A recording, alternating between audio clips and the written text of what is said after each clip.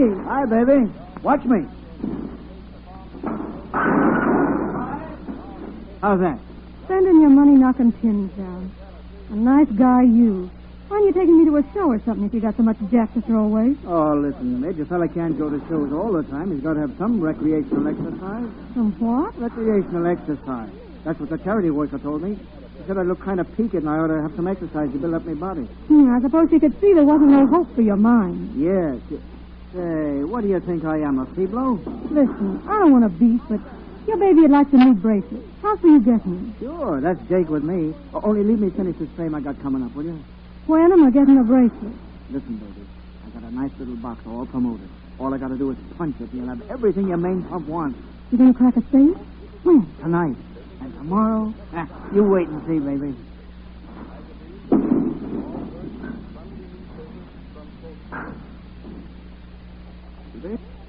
Today's radio play, Thief of Police, is based on a most interesting story taken from the pages of next Sunday's issue of the American Weekly, the magazine distributed with all Hearst Sunday newspapers from coast to coast. There he is, Chief. A visitor for you, Blackie. Good morning, Blackie. What's good about it? Oh, feeling a little low, eh, Blackie? Yeah. Well, I can't say as I blame you. Facing lying in state for a while doesn't make things any brighter. Well, it's a good thing I didn't come up in front of a hard rapper. He made give me a 10 spot. Yes, 10 years in stir scares you, doesn't it? Yeah, a little. Say, tell me, Blackie, how did a smart G like you come to grief? What's it to you? Well, I've got a theory, and I want to see if it's solid. What tripped you up? Well, just one little thing. Yeah? One little item, and I'd have had scored another job. I'd been giving the place a rumble for a long time. Every day I go to the little cigar store across the street. I buy some cigarettes or a paper or a magazine, just to have an out for hanging around. Yeah, go on. Well, the place is a sort of a hangout for mechanics, so I always wore greasy jumpers and smeared oil on my face and hands. I'd stand around smoking like it was my lunch hour, and then I'd leave. Or else I'd pretend to be on the night shift and come around the supper hour. Well, I said you were a smart G. You won't think so when I tell you what tripped me up. Well, go ahead, I'm listening. Then came the night I was going to put the Mac on the crib. I get into the place, and I find the crib. Looked for the combo, but couldn't see it around. Finally, I twirled the dial enough to loosen the spindle, and the crib opened up, just like a rosebud. And you left a fingerprint on the knob of the dial. I did not. Huh? There wasn't a calling card left anywhere in the place. Well, then what tripped you? You'll laugh when I tell you. It was a dame. One of your mouths turned you in? Nah, she wasn't no moll. She was just a little dizzy twist that ran the cigar store. Oh, how'd she put the finger on you? Well, you see, she spotted me as a new customer in the neighborhood, and she noticed that while I had as much grease on my hands as the rest... Oh, of course, I get it. Your hands were too soft-looking. Yeah, that's it.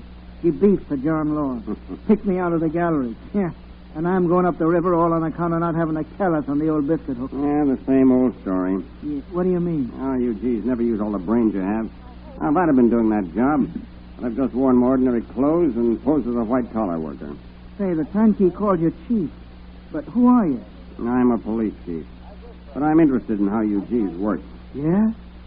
Say, if you decide to cut off the buttons, I'd like to team up with you. We'd be dynamite working together. I wouldn't be a bit surprised. With my brains and your practical experience, we ought to be able to pull the perfect job. Yes, why don't you look me up when you get out? Give me your address. I sure will.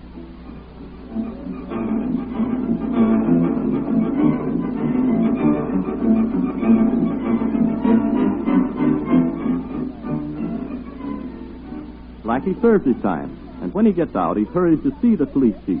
Yes, I know I said we ought to be able to pull off the perfect job, but I was only fooling, Blackie. Yeah, they say many a real thing is spoken in fooling, Chief, and you never said anything realer.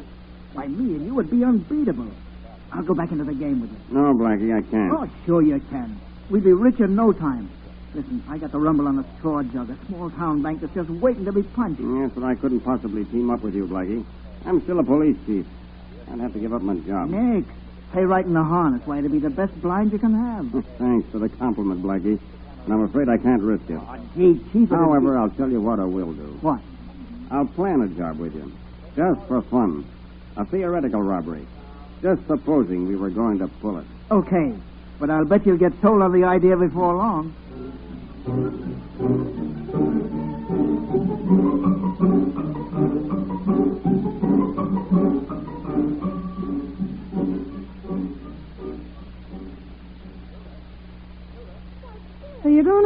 again, Blackie. Yeah. Listen, you was a sweetheart to stick by me while I was up the river. You just wait, Joe. I'll make it up to you. That's what you said the last time. Oh, you know me.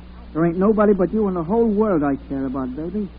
But business is business, and me and my new partner... Partner?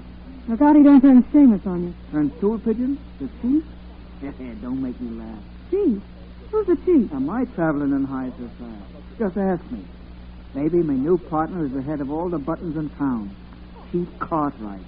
Oh, hey, you're doing all right, Blackie. Maybe you can afford to get me some diamond bracelets. They cost $2,500. $2.5 grand? Okay. Anything your little main pump wants, Mid. Me and the chief is going to turn a little trick in Bloomingham. Bloomingham? Yeah. There's a bank there that's just waiting to be punched. And when I come back, you can have your bracelets or a hoop of stones for that pretty little flipper of yours. I'll remember that. You better, too. Yeah, how could I forget, sweetheart? How could I forget? No,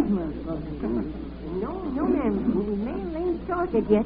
Well, gentlemen, is you finding your room comfortable? Yes, thanks. I always try to make our guests comfortable while they're in Birmingham. Say, Pop, Yes, sir. who do you think will win the election? Well, that's hard to say. Yeah, some says McFlynn will be our next mayor, and some says Mayor Buck will be reelected. McFlynn is a mighty fine gentleman. And of course, so is Mayor Buck. Just which of the two... Give us our key, will you? Yes, sir. Come on up to the room, pal. We got some plans for this trip. Oh, there's no hurry about those plans and specifications. We can send a letter with our quotations tomorrow. Here's your key, gentlemen. Yes, Pop. Yes, sir. This is a pretty quiet little town. Don't you ever have any excitement? Gosh, what more excitement could you want with an election coming up tomorrow? I meant another kind. Don't you ever have any hold-ups or murders? They tried to hold up the bank once. Yeah? So what? So what? What do you mean? So what happened? Well, they got caught. You see, Banker Boggs ain't any dumb fool. No, sir, he's got an alarm rigged up. Huh? I'll bet you can hear it for miles when it goes off. No, you can't hear it any further than the bakery shop. Oh, my, that's right next door to the bank. Yep. Yeah, Banker Boggs rigged up a buzzer into the bakery, and if the bank gets held up... Yeah? Now, all they got to do is kick the switch, and the baker goes a hot putting it for the constable. Now, that's pretty smart, I'd call it. Yeah, ain't it? Well, the robbers think they got all the time in the world because they don't hear no alarm. Ain't that something? Come on, pal, let's show off. Yeah, well, that just about jims the deal, Chief. That thing they've got set up in the bakery. They've got to fill somebody in to cover that baker. Yeah, that shows how much you need me, Blackie. I don't get you. You thought I was wasting time talking to that rube back there. We learned more in that minute or two than we could have by hours of promoting, as you call it. Well, I'm glad we learned about that dinger. Yeah, but that don't help us much. Well, you heard the clerk say, what more excitement could you want with an election coming off tomorrow? Yeah? Well, that means everybody in town will have his mind on one thing, the election return. So what? Well, by afternoon, they'll be announcing how the votes are going. Unless my knowledge of human nature is wrong, the baker will be trotting out every few minutes to see how his candidate is getting along. And so? Well, business will be at a standstill. Yeah, now I get it. We wait until we see Mr. Baker run out of his shop, then we run into the bank, clean it out, and beat it away before Mr. Baker gets back. You're improving, Blackie. That's just how we work it. Just tie up the tellers and whoever happens to be around the Bloomington National Bank. Uh-huh. About 3 o'clock tomorrow afternoon.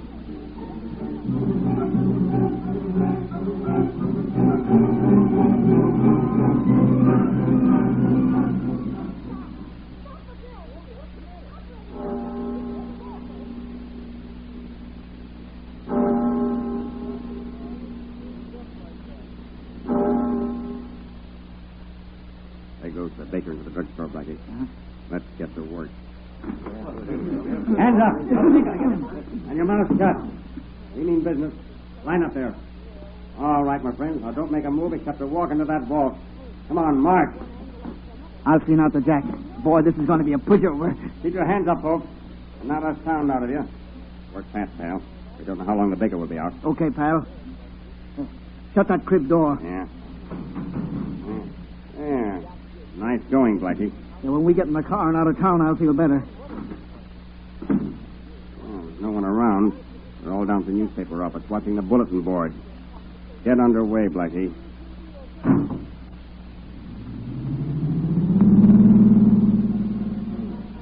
Maybe we're off.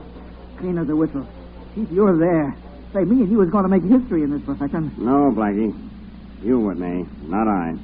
I took this on just to prove my theory, and it worked. I've accomplished my purpose. From now on, I'm sticking to my police job. Oh, gee, Chief, you ain't going to scrix. You ain't going to betray me. Oh, no, Blackie. I'm not telling anybody about this. This is unofficial business and off the record. I must admit it was sort of thrilling. Yeah, planning it, I mean. And the rest was so simple there wasn't anything to it. Yeah, it was a pushover for us. Well, if you've made up your mind to quit, I guess there's nothing to do but split up. That's the way it's to be, Blackie. Hey, Chief. And me and you were saying so long when we ditched this car. And since I won't ever see you again, take it from me, the profession's losing one brainy G.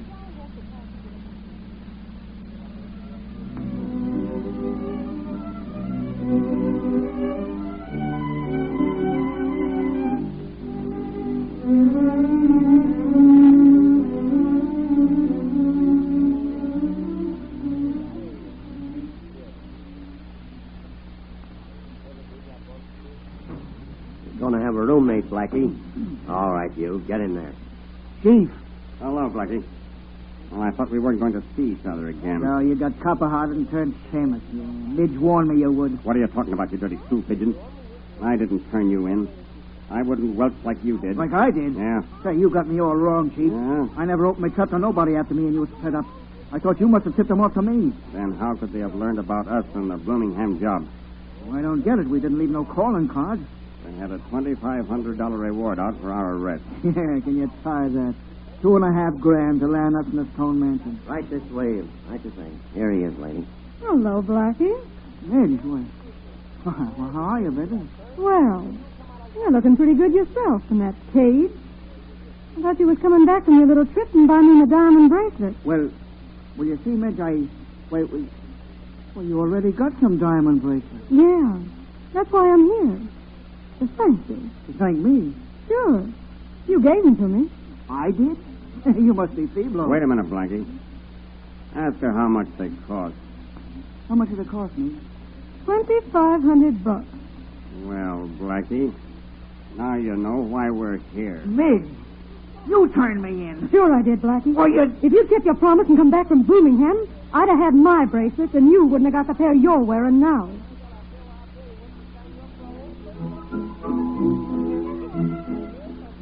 Be sure to read the interesting details of what happens when a law enforcer turns lawbreaker. The story will appear in next Sunday's issue of the American Weekly, the magazine distributed with all Hearst Sunday newspapers from coast to coast. It will be found under the title, Why the Police Chief Became a Bank Robber Himself. This is Wentworth announcing, and turning the microphone over to your own announcer.